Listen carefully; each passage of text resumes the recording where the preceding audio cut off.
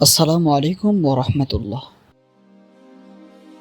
আজ আমি আপনাদেরকে এমন একটি গল্প শোনাবো যা আপনার হৃদয়কে কাঁপিয়ে দেবে। এটা শুধু সাধারণ কোনো গল্প নয়, এটা হলো রাসূলুল্লাহ সাল্লাল্লাহু আলাইহি ওয়াসাল্লাম থেকে বর্ণিত একটি সত্য ঘটনা, যা সহিহ বুখারী এবং সহিহ মুসলিম শরীফে উল্লেখিত রয়েছে। নবী সাল্লাল্লাহু আলাইহি ওয়াসাল্লাম বলেন, বনী ইসরাইলের একজন লোক ছিল।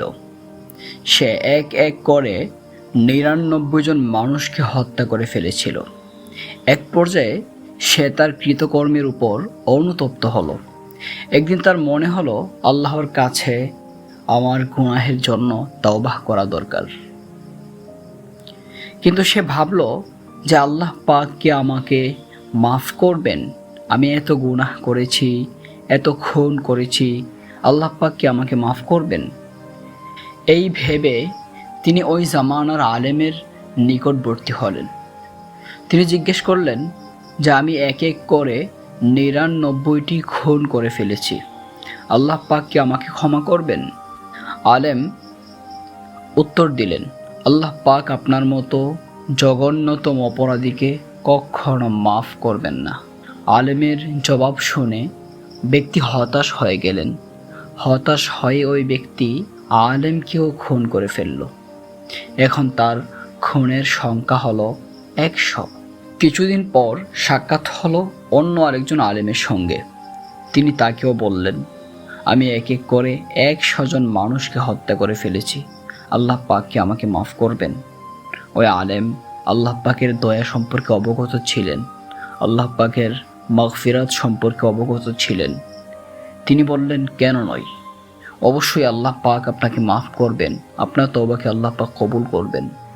তবে আপনি এই এলাকা ছেড়ে সামনে এক জনপদ রয়েছে, সামনে এক এলাকা রয়েছে, আপনি ওই এলাকায় চলে যান।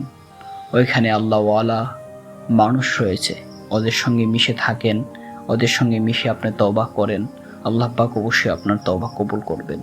লোকটি আলেম এর কথা শুনে তওবার উদ্দেশ্যে সালেহ এবং নেককার ব্যক্তিদের এলাকার দিকে রওনা করল। পথিমধ্যেই ওই ব্যক্তি ইন্তেকাল করল। আল্লাহ পাকের পক্ষ থেকে ওই ব্যক্তির রূহ নিয়ে যাওয়ার জন্য ২ দল ফিরিস্তা আসলো।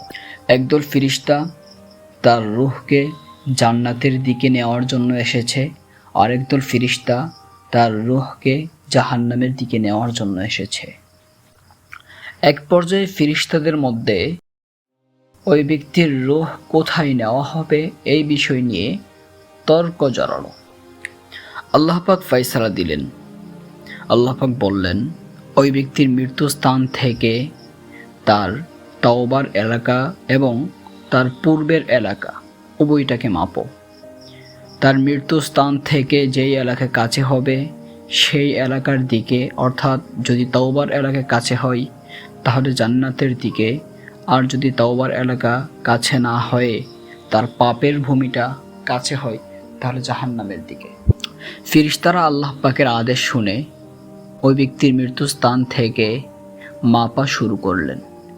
আল্লাহ পাক রব্বুল আলামিন জমিনকে ওই ব্যক্তির জন্য সংকুচিত করে দিলেন। ফলে ওই ব্যক্তির মৃত্যুস্থান থেকে তওবার এলাকা নিকটবর্তী হয়ে গেল।